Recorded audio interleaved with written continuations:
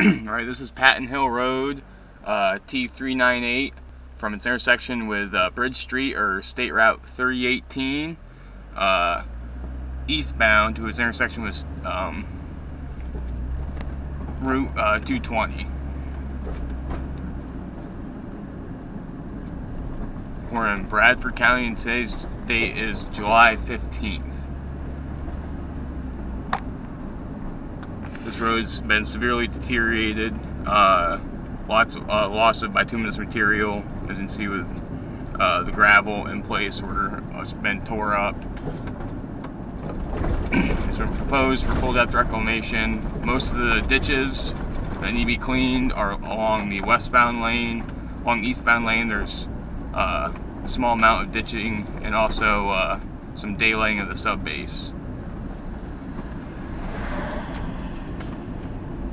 Places from here eastward, Wenzel's been adding material, rock, places where it's been completely destroyed. They're still in the process of doing that. There's some patches of decent bituminous material that still remains, and they left that alone.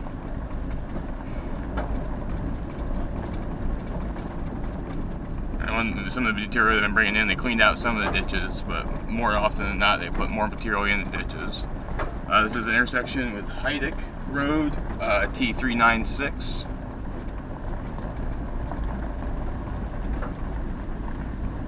There's just a small amount of base draining required along the westbound lane. Most of it will be able to be just cleaning out the ditch or swales.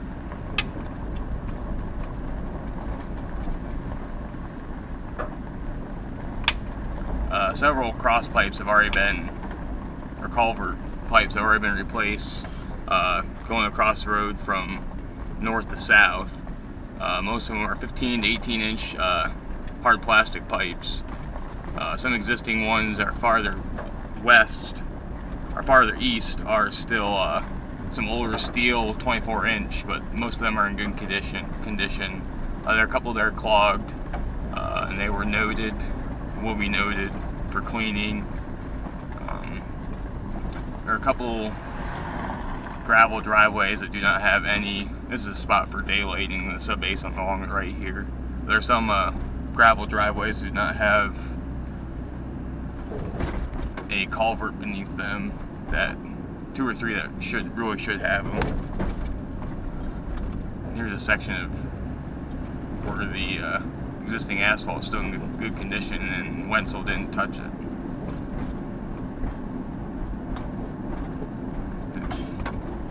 It didn't appear they were excavating out existing material, just placing more on top of.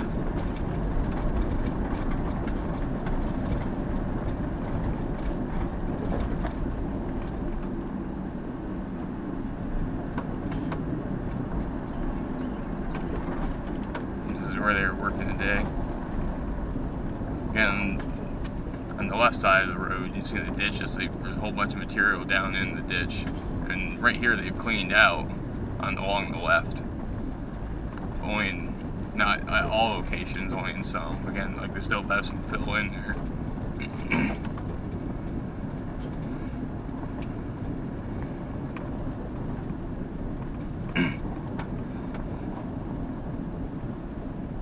Going down along this portion of the road, a lot of the cross pipe culverts cut across right before a driveway. Therefore, some of the driveways don't require a culvert because there's no water being drained underneath them. It's all being carried across the road before it reaches the drive. And that isn't true in all instances.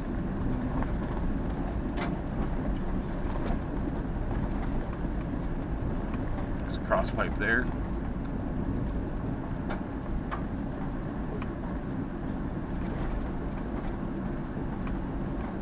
This is where we have some ditch along the along the eastbound lane. Again, it's already been cleaned out by them somewhat.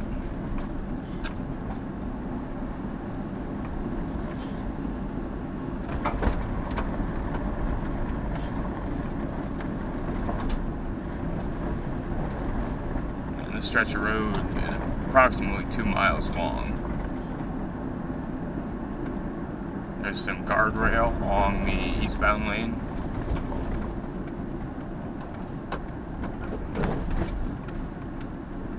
And some more guardrail.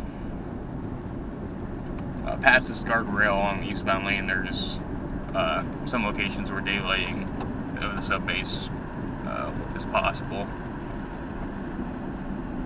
Alongside over here on the right.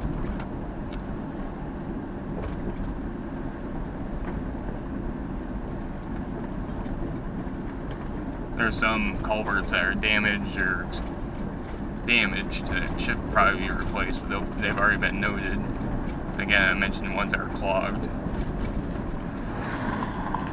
Once we get to a certain point down here, the existing asphalt is in pretty good condition. It has some fatigue cracking in locations.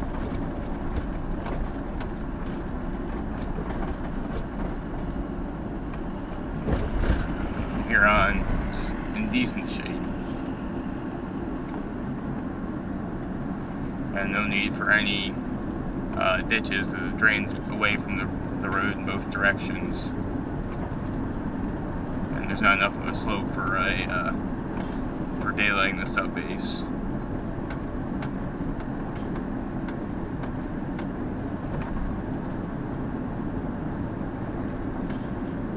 And this is the intersection with Route 220.